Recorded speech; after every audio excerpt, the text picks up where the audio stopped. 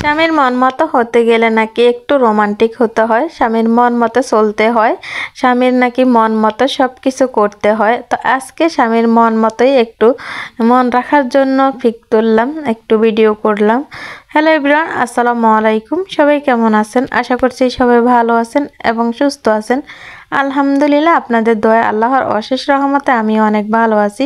প্রতিদিনের মতো আজকে আর একটা নিউ ব্লগ নিয়ে চলে আসলাম। তো আজকের ব্লগটা একটু স্পেশাল বলতে আজকে একটু পিক তুললাম, সেজেগুজে একটু ভিডিও করলাম আর আপনাদের সাথে একটু শেয়ার করলাম। তো আপনারা আমার সম্পূর্ণ ভিডিওটা দেখতে হলে পুরো ভিডিওটা দেখতে হবে। আজকের ভিডিওর শেষ অংশে কিন্তু মজার একটু ভিডিও আছে। আমি একটু আজকে সেজেগুজে ভিডিও করলাম। তো আজকের আমি যে সেজেগুজে ভিডিওটা করলাম অথবা পিক তুললাম, আজকের ভিডিওর লাস্টে গিয়ে দেখতে পাবেন। তো আজকে ধৈর্য সহকারে ভিডিওটা দেখতে হবে। স্কিপ করে চলে গেলে হয়তো ভিডিওটা আপনারা দেখতে পাবেন না, তাই আপনাদেরকে বললাম যে ধৈর্য সহকারে ভিডিওটা দেখতে হবে। আর যদি ভালো লাগে থাকে একটা লাইক দিয়ে দিবেন আর সাবস্ক্রাইব করে আমার পাশে থাকবেন নিত্য নতুন ভিডিও দেখার জন্য। তো এই তো সকালবেলা সকাল হেঁটে এসেই দেখি আমার ছোট জায়ে রুটিগুলো বানাইতেছে। তো তার রুটিগুলো বানানো হয়ে গেছে। তো আমি এসে রুটিগুলো সেঁকা দিতেছি। তো আজকে রুটি বানালাম সবার জন্য আর নাস্তা করলাম। সকালবেলা নাস্তা করার পর এই তো এখন সবজিগুলো নিয়ে উঠানে চলে আসলাম। তো এখন উঠানে বসে রোদ পোয়াইতেছি আর এদিক দিয়ে সবজিগুলো কেটে নিতেছে। তো আমার ছোট জায় সবজিগুলো কেটে নিতেছে আর আমার দাদি শাশুড়ি আর আমার শাশুড়ি তারা বসে গল্প করতেছে, সাথে আমিও আছি, একটু আলাপ করতেছি, গল্প সল্প করতেছি। কারণ সকাল সকাল কোনো কাজে করতে ভালো লাগে না, বলতে একদম ঠান্ডা শীতের দিনেই একটু লেট করেই কাজকাম করলে একটু ভালো লাগে। তো আমার কাছে এত বেশি হেঁটে আসছি, তো তার কারণে আমার কাছে এত বেশি শীত লাগছে বলার মতো না। তখন আমি একটু রোদে বসে রোদ পোয়াইতেছি আর এই দিয়ে আমার ছোট যায় সবজিগুলো নিয়ে আসছে কাটার জন্য। তা আমরা উঠানে বসেই সবাই একটু নাস্তা করলাম। রুটি বানাইছিল আর তো আমি রুটি খাই নাই, অর্ধেকটা রুটি খাইছিলাম আর কয়েকটা বিস্কিট পানি দিয়ে ভিজিয়ে খাইছিলাম। এই তো যে যার মতোই নাস্তা করলো। তো আজকে রান্না করব লাউ। তো এই লাউটা বাজার থেকে আনা হয়েছে আর এদিক দিয়ে ধনিয়া পাতা আনা হয়েছে। তো এখন ধনিয়া পাতাগুলোকে একটু কেটে বেছে নিয়ে ফ্রিজে রেখে দেব। তো আমার ছোট যা একটু গেছিল ঘরে কোনো কাজ করার জন্য। তা আমি ভাবলাম যে বটিদা দিয়ে আমি ধনিয়া পাতাগুলো কেটে নিই। তারপরে আমার ছোট যা আমাকে আবার উঠিয়ে দিল যে আপনি উঠে যান, আমি কেটে নিই। তো তাকে আবার দিয়ে দিলাম। তো এই তো দেখতেছেন আমি ধনিয়া পাতাগুলোকে এখন আমার ছোট জায় সবগুলো সবজি কেটে নিতেছে আর আমি এদিক দিয়ে ধনিয়া পাতাগুলো বেছে নিতেছি। ধনিয়া পাতাগুলো বেছে নিয়ে তারপরে একটা পলিতে ভরে ফ্রিজে রেখে দেব, তাহলে আর নষ্ট হবে না। আর শীতের দিনে কিন্তু যত সবজি আছে তো সবগুলো সবজিতে কিন্তু ধনিয়া পাতার প্রয়োজন হয়। ধনিয়া পাতা দিলে অন্যরকম একটা স্মেল আসে, খেতেও অনেক ভালো লাগে, ঘ্রাণটাও অনেক বেশি ভালো লাগে। আর কার কার এরকম ধনিয়া পাতা সবজির সাথে পছন্দ একটু কমেন্ট করে জানাবেন। আর এদিক দিয়ে অনেকে তো হয়তো চিনবেন না, আমরা নোয়াখালীর ভাষায় বলে থাকি যে বিলেতি ধনিয়া পাতা আমার ছাদের উপরে লাগানো আছে, ওইগুলো দিয়ে বেশিরভাগই আমি ভর্তা বানাই। আর এইগুলো দিয়ে এই ধনিয়া পাতাগুলো দিয়ে সবজি পাকাই, এই আর কি। আর যদি না থাকে কখনো তাহলে ছাদ থেকে এনে সবজির মধ্যে দিই। আর এই তো সকালবেলা তারপরে এখানে এই দিক দিয়ে কাটাকুটা করতেছে আমার ছোট যায়, কাটাকুটা শেষ। তো ভাবলাম যে আজকে ঘরটাকে একটু গুছিয়ে নিই। তো তারপরে এখন আমি আমার রুমটা গোছাইতে চলে আসলাম। তো এখন আমার রুমটাকে আমি গুছিয়ে ফেলবো। তো এই তো কম্বলটাকে আমি এখন গুছিয়ে নিব। একটা কম্বল, মোটা একটা কম্বল নামিয়ে নিছি। তারপরও আমার শীত জিনিসটাই যায় না, জানি না, গরমও সহ্য হয় না। আর শীতের দিনও এত পরিমাণে আমার কাছে শীত লাগে বলার মতো না।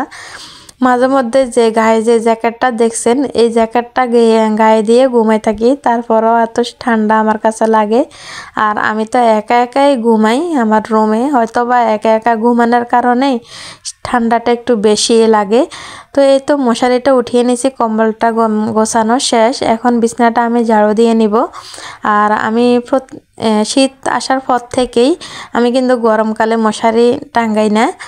আর শীতকালে মশারি টাঙ্গানোর কারণ একটাই হচ্ছে গিয়া অনেক সময় মুখের মধ্যে কোনো মানে মশারি যদি না দেয় তাহলে অন্যরকম একটা পড়ে, দাগ পড়ে যায় মুখের মধ্যে, তার কারণে আমি মশারিটা দিয়ে থাকি। তো এই তো আমার রুমটা কিন্তু গোছানো শেষ। এখন আমি চলে আসলাম আমার ননদ আর আমার শাশুড়ি যে রুমে ঘুমায়, তো তাদের রুমেই। তো যেহেতু তাদের বাচ্চা কাচ্চা আছে, ছোট বাচ্চা আছে, তার কারণেই তাদের রুমটা একটু বেশি অগোছালো থাকে। আপনারা হয়তো কেউ কিছু মনে করবেন না, কারণ যাদের ঘরে একটু ছোট বাচ্চা আছে তাদের ঘরটা একটু অগোছালো থাকবেই। তো এই তো তাদের মশারিটা উঠিয়ে নিতেছি। আর এদিক দিয়ে দেখতেছেন ছোট বাচ্চা আছে, তো তার কারণে অনেক হাতা কম্বলগুলো অনেক বেশি। তো এই তো এখন আমি সবগুলো গুছিয়ে নিব আস্তে আস্তে সবগুলোই। তো এদিক দিয়ে আমার ছোট যাকে আমি বললাম যে ক্যামেরাটা একটু ধরার জন্য, যেহেতু আমার কোনো স্ট্যান্ড নাই, তার কারণেই কাউকে দিয়ে মোবাইলটা ধরাতে হয়। আর তারা অনেকগুলো মানে পাতলা কম্বলগুলো ব্যবহার করতেছে। আমি জানি না কার ক্ষেত্রে এমন হয়। আর আমাদের ঘরে কি করে, মানে যতই শীত আসুক না কেন, মানে তারা একটু ফ্যান চালাবেই, ফ্যান চলতেই হবে এই আর কি। বিশেষ করে আমার ছোট দেবর এরকম করে। সে মানে যত ঠান্ডায় পড়ুক না কেন, সে কি করে ফ্যান উপর দিয়ে চালিয়ে রাখে আর গায়ে কম্বল দিয়ে রাখে। এটা কেমন ধরনের আমি আসলে জানি না। তো এই তো তারপরে আমার ছোট যা চলে আসছে, তার রুমটা গুছিয়ে নেবে। তো এখন তার রুমের বিছানা চাদরটা উঠিয়ে ফেলছে, চেঞ্জ করে ফেলছে, বিছানা চাদরটা ধুবে। তার কারণেই এখন পুনরায় আর একটা বিছানা চাদর চেঞ্জ করে দিতেছে। তো এই বিছানা চাদরটা হচ্ছে হাতে করা। তো এগুলো আবার নিজেদের হাতের না, মানে রেডিমেড হাতের করা, এগুলা কিনে নিয়েছি। এগুলা হচ্ছে এই বিছানা চাদরটা কত নিচ্ছে আসলে আমার এতটা খেয়াল নেই, মেবি 1500 টাকা হবে বিছানা চাদরটা। তো এই তো আমার ছোট ভাই তার রুমটা গুছিয়ে নিয়েছে। তারপরে আমি রুমগুলো গুছিয়ে তারপরে চলে আসলাম রান্নাঘরে। তো আজকে রসোই ঘরের মানে পাকঘরের ভিতরে রান্না করতেছি, আজকে আর বাইরে রান্না করি নাই, কারণ এক চুলাতে রান্না করতে করতে আসলে লেট হয়ে যায়। আর যেহেতু পাতা দিয়ে আগুনটা দিতে হবে, তার কারণে মানে দোহাতে দিলেই ভালো হয়। সরি, একটু গলা বন্ধ আসে, তার কারণেই বয়সটা হয়তো অন্যরকম আসতে পারে। তো তারপরে কি করলাম, আমি এখন রান্নাঘরের ভিতরেই রান্না বান্না শুরু করে দিয়েছি। আর এই দিক দিয়ে অল্প কয়েকটা পুঁটি মাছ। তো এই পুঁটি মাছগুলো আমার শাশুড়ির জন্য ভুনা করব। আমার শাশুড়ি আসলে বললাম না যে অনেক কিছুই খাইতে চায় না, আর সবজি জিনিসটা অনেক কমে খায়। তাকে এরকম পুঁটি মাছ কয়েকটা মানে ফাতড়ি করে দিলে মানে সেই রকম এগুলা দিয়ে খেয়ে উঠে যাবে। তো তার জন্য অল্প করে কয়েকটা পুঁটি মাছ নিলাম, তাকে রান্না করে দিব। আর এদিক দিয়ে আমাদের জন্য আজকে লাউ রান্না করব। তো এই তো লাউ রান্না করার জন্য আমি এখন তেলটা গরম হওয়ার পরে এখন পেঁয়াজ কুচি দিয়ে দিলাম। পেঁয়াজ কুচিটা যখন একটু ব্রাউন কালার হয়ে যাবে, তখন সব ধরনের মশলা আমি এখানে অ্যাড করে দিব। তো আজকে রান্না বান্নাও একদমই কম, শুধুমাত্র লাউ আর কয়েকটা পুঁটি মাছ। তো আমার শাশুড়ি দুপুরের পর দিয়ে তার বোনের বাড়িতে যাবে। আর আমার শ্বশুরও ঢাকা থেকে তাদের আমার খালা শাশুড়ির বাড়িতে যাবে। তো এদিক দিয়ে আমার শাশুড়িও যাবে, তাদের হয়তো বা মাঝদিতে কোনো কাজ আছে, তার কারণে ওইখান থেকে তারা একটু কাজে গেছিলো, মাঝদি কোনো কাজে যাবে। তো তার কারণে আমার শ্বশুর শাশুড়ি বিকেলবেলা, আমি যখন বয়সটা দিতেছি তখন কিন্তু সন্ধ্যাবেলা, আমার শাশুড়ি চলে গেছে বিকেলবেলা, এই আর কি। তো আজকে রান্নাবান্নাটাও কম, বিগত আজকে 2 দিন থেকে রান্নাবান্নাটা অনেক কমে হয়েছে। যেহেতু মানুষের সংখ্যা যত কম হয় রান্নাবান্নার আইটেমটাও কমে যায়, আর মানুষের সংখ্যা যত বেশি হয় ততই কিন্তু রান্নাবান্নার আইটেমটা বেড়ে যায়। তো যাই হোক, এখন যেহেতু মানুষের সংখ্যা একটু কমে আছে, বেশি না, তো এই তো আমি এখন এখানে রসুন বাটা পরিমাণ মতো অল্প একটু করে লবণ, তারপরে অল্প করে পরিমাণ আমি একটু মরিচের গুঁড়ো দিয়ে দিলাম একটু মাছ কষানোর জন্য। মাছটা আমি ভেজে দিব না আজকে, একটু মাছটা একটু কষিয়ে দিব, মানে কাঁচা মাছটা দিয়ে দিলাম কষানোর মধ্যে। তো একটা তেলাপিয়া মাছের মাথা, মানে অনেক বড় মাছের মাথাটা, তো তার কারণে 2 পিস করে নিয়েছি আর একটা মাছের পিস দিয়ে দিছি। তো তারপরে হচ্ছে গিয়ে ওই দিনকার তেলাপিয়া মাছ লইলাম, দেখলেন যে প্রায় 3-4 দিন হয়েছে 5 কেজি তেলাপিয়া মাছ লইছিল, মাছ শেষ হয়ে গেছে। আজকে মাছের পরিমাণটা কমে দিলাম, যেহেতু মাছ নাই তার কারণেই মাছের পরিমাণ কম। আর এই তো দেখতেছেন আমি মশলাটাকে আর মাছগুলোকে ভালো করে কষিয়ে নিয়ে এখন মাছগুলো উঠিয়ে নিয়েছি। আর এদিক দিয়ে এখন লাউগুলো আমি দিয়ে দিলাম। তো লাউগুলোকে দিয়ে আমি ঢাকনা দিয়ে ডেকে দেব, আর লাউগুলো ভালো করে আমি কষিয়ে নিব। লাউগুলো কষিয়ে নেওয়ার কারণ হচ্ছে লাউ তরকারি আপনি যত বেশি ভালো করে কষিয়ে নেবেন আস্তে আস্তে তত বেশি লাউ টেস্টটা বেড়ে যাবে। আর লাউ তরকারিতে এত বেশি পানি দেওয়া যাবে না। জানি না কার ক্ষেত্রে কেমন হয়, আমার মনে হয় মেবি যে লাউ তরকারিতে বেশি জলের পানি দেওয়াটা ঠিক না, কষানোর মধ্যেই সিদ্ধ করে ফেলাটাই বেটার।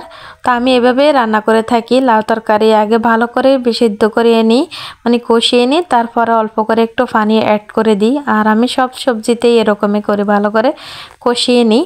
তো এই তো দেখেন আমার লাউ তরকারিটা কেমন হয়েছে একটু কমেন্ট করে জানাবেন। দেখেন মাশাল্লাহ আমার তরকারিটার কালারটা অনেক বেশি সুন্দর আসছে। আর এই তো উপর দিয়ে একটু ধনিয়া পাতা দিয়ে দিলাম, আর একটু মানে পাঁচফোড়ন দিয়ে দিব, মানে আমরা বাগার বলি, পেঁয়াজ দিয়ে একটু বাগার দিয়ে দিব। আমরা লাউ তরকারি বলেন আর মিষ্টি কোরমা আর অনেক কিছু যেমন কচুরগাটি এগুলোর মধ্যে কিন্তু আমরা ফোড়ন দিয়ে থাকি। তো তারপরে তো আমার লাউ তরকারি রান্না হয়ে গেছে। এখন আমি আবার পুনরায় একে কড়াইতে দিয়ে দিলাম পেঁয়াজ কুচি, আর এখন একটু রসুন বাটা, আর আস্তে আস্তে সবগুলো মশলা আমি এখন দিয়ে দেব। এখন এখানে আমি দিয়ে দিব পুঁটি মাছগুলো, যেহেতু পাতুরি করব। তো আমি তো বয়সটা একটু পরে দিতেছি, তো আমাদের খাওয়া তো দুপুরবেলা হয়ে গেছে। তো আমি তো পুঁটি মাছগুলো খাই নাই, আমার শাশুড়ি খেতে গেছে, তারপরে সে বলছিল যে লবণ নাকি একটু বেশি হয়ে গেছে। আসলে লবণ বেশি হওয়ার কারণ আমার ভাইয়ের ছেলে অনেকটাই অসুস্থ। তো যখন আমাকে নিউজটা দিয়েছে তখন আমার মন মানসিকতা একদমই খারাপ হয়ে গেছে। তো আমি আসলে লবণটা একটু পরিমাণে বেশি হয়ে গেছে। তো এই তো এখন দেখলেন যে আমি আজকে বিকালবেলা এই ভিডিওটা শ্যুট করলাম। আজকে একটু সেজেগুজে আমি একটু পিক তুললাম আর একটু ভিডিও করলাম, আর আপনাদের সাথে একটু শেয়ার করলাম। আসলে অনেক দিন হয়েছে আমি এইভাবে পিক তুলি না আর একটু ভিডিও করি না। প্রায় আপনাদের ভাইয়া ছুটিতে আসছে যে 1 বছরের বেশি হয়েছে। তো সে ছুটিতে আসার আগ থেকেই আমি এইভাবে পিক তোলা হয় নাই। মাঝে মধ্যে এমনি একটু সেলফি তুলি না হয়, আর এমনিতে তেমন বেশি এইভাবে ভিডিও করা হয় নাই, ছবিও তোলা হয় নাই। তো আজকে ভাবলাম যে একটু মানে ছবির পিক তুলে আপনাদের ভাইয়ার কাছে একটু দিব, দেখি আপনাদের ভাইয়া কি বলে। আসলে সে আমি একটু যদি সাজুগুজি থাকি অথবা একটু স্মার্টভাবে চলি, তার কাছে অনেক বেশি ভালো লাগে। সে আমাকে মাঝে মধ্যে বলবে যদি আমি একটু সাজুগুজি না করি, তাহলে আমাকে বলবে যে আমি কেন এইভাবে চলি ওইভাবে চলি। আসলে জানি না সবার ক্ষেত্রে কেমন হয়। আলহামদুলিল্লাহ আমার হাজব্যান্ড কিন্তু আমার অনেক টেক কেয়ার করে, অনেক খেয়াল রাখে। তো আজকের ভিডিওটা এই পর্যন্ত। তো সবাই ভালো থাকবেন, সুস্থ থাকবেন। আল্লাহ হাফেজ।